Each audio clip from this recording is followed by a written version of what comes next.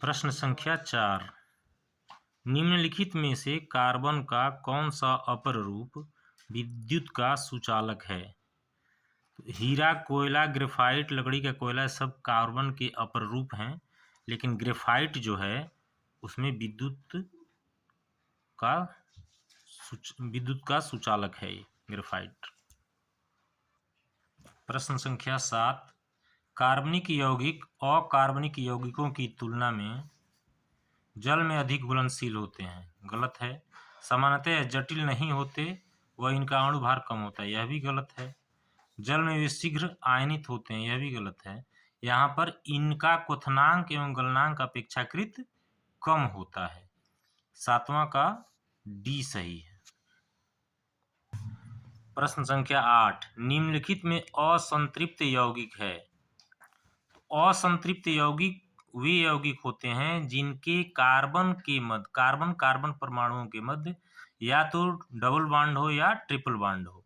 तो यहाँ पर आप पहले में देखिए CH3C, तो इसके बीच में कार्बन के बीच में सिर्फ सिंगल बॉन्ड है, तो यह नहीं है असंतृप्त यौगिक।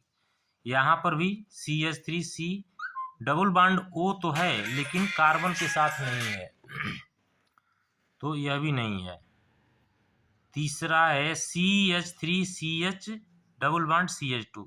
यहाँ पर इस कार्बन और इस कार्बन के बीच में डबल बॉन्ड है, अतः इनमें से C जो विकल्प होगा वह सही होगा। यह असंतृप्त यौगिक है। प्रश्न संख्या 10। निम्नलिखित में किस यौगिक में एल्कोहलीय समूह है? एल्कोहलीय समूह का मतलब OH ग्रुप जिस कार्बनिक यौगिक में जुड़ा हुआ होगा, तो HOH, यहाँ भी OH है लेकिन यह कार्बनिक यौगिक नहीं है। CH3COHO, तो यहाँ पर COOH है, यह एल्कोहलिक नहीं कार्बोक्सिलिक ग्रुप है। यहाँ पर B में CH3OH, तो यहाँ पर OH जुड़ा हुआ है कार्बनिक यौगिक में, तो यह जो है एल्कोहलीय समूह B में है। प्रश्न संख्या 11।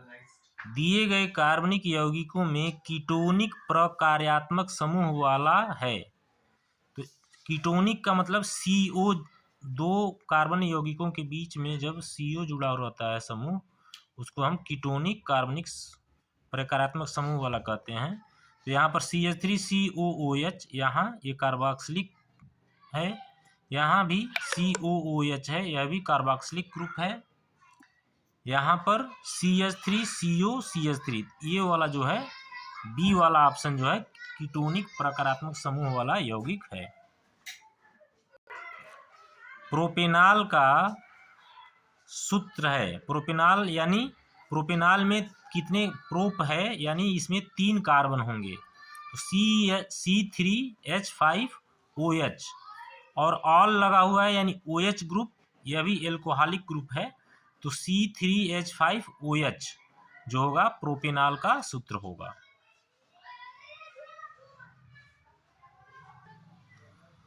सॉरी, C3H5 नहीं, 3 दूना 6 1 7, यानी ये डी वाला होगा। सॉरी, ये डी वाला 3 कार्बन और जो इसका सामान्य सूत्र होता है CnH2n+1OH, तो यहाँ पर उसके हिसाब से 3 दूना 6 1 7 हो जाएगा, तो ये वाला डी वाला जो समूह है ये प्रोपेनॉल का सूत्र है। 13वां जो है ब्यूटेनोन में क्रियात्मक समूह है। तो ब्यूटेनोन ONE जो समूह होता है क्रियात्मक समूह, वो उसमें कौन सा होता है? CO, ये वाला सही होगा। इसमें ब्यूटेनोन में CO जो प्रकारात्मक समूह है वह होगा। प्रश्न संख्या 18। निम्नलिखित में एल्काइन है। एल्काइन का मतलब होता है, इसका सामान्य सूत्र होता है CnH2n, यानी आप देखिए 3 दूना 6, ये नहीं है, 4 दूना 8 2 10, ये भी नहीं है, 3 दूना 6, ये एल्काइन समूह है, तो 18वां का C होगा। 19वां में देखिए निम्नलिखित में सजातीय युग्म है। सजातीय युग्म का मतलब समजातीय श्रेणी के यौगिकों को सजातीय युग्म कहेंगे। तो CH4 C2H4 यह नहीं है, क्योंकि ये मेथेन है, यह एथीन है, एथेन नहीं है।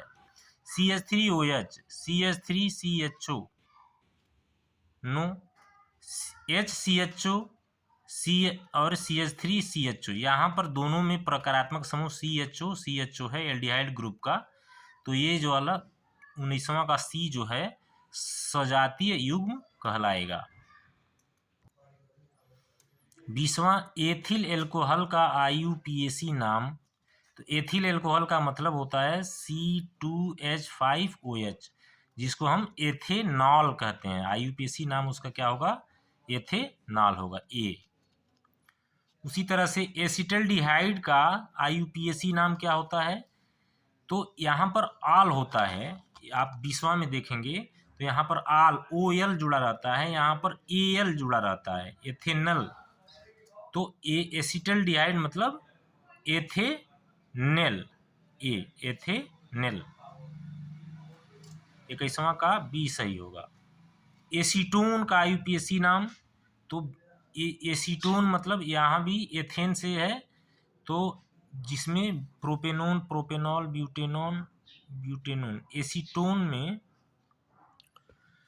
चूंकि एसीटोन का जो सूत्र होता है CH3COCH3 होता है, तो उसमें जो CO होता है उसका भी कार्बन जो IUPAC नाम में सभी कार्बन को गिना जाता है। तो एसीटोन में 3 कार्बन होते हैं, तो इसलिए इसको प्रोपेनोन कहते हैं। तो इसका IUPAC नाम एसीटोन का प्रोपेनोन हो जाएगा। एसिटिक अम्ल का IUPAC नाम। तो एसिटिक अम्ल में भी उसमें एसिटिक अम्ल में CH3 एथेनोइक अम्ल होगा। एसिटिक अम्ल का एथेनोइक अम्ल होगा। प्रोपेन का रासायनिक सूत्र। प्रोपेन का मतलब इसमें 3 कार्बन होंगे और एन ग्रुप है, तो CnH2n+2 होता है। तो 3 दूना 6 2 8, यानी यह हो जाएगा 3 दूना 6 2 8। प्रोपेन का रासायनिक सूत्र C3H8 होगा।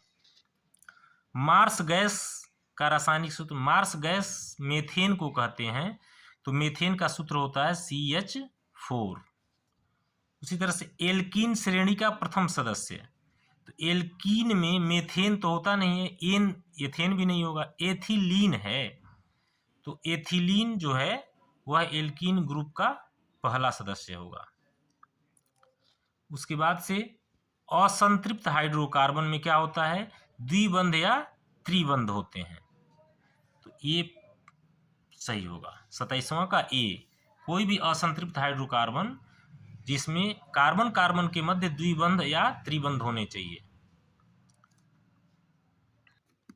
37वां प्रश्न है, एसिटिक अम्ल में कितने अम्लीय हाइड्रोजन परमाणु हैं? तो एसिटिक अम्ल का मतलब CH3CH2COOH। तो एसिटिक अम्ल में एक हाइड्रोजन परमाणु जो होता है अम्लीय होता है। 38वां प्रश्न, एक एल्कोहल और अम्ल के मध्य अभिक्रिया कहलाती है। एल्कोहल और अम्ल के मध्य अभिक्रिया को एस्टरीकरण कहते हैं। ये ध्यान रखिएगा, एस्टरीकरण। 45वां प्रश्न, निम्नलिखित में असंतृप्त यौगिक है। तो असंतृप्त यौगिक कौन होता है? जिसमें कार्बन कार्बन के मध्य डबल या ट्रिपल बॉन्ड होते हैं, यानी द्विबंध या त्रिबंध। तो यहाँ एक ही कार्बन है, तो इसमें नहीं होगा।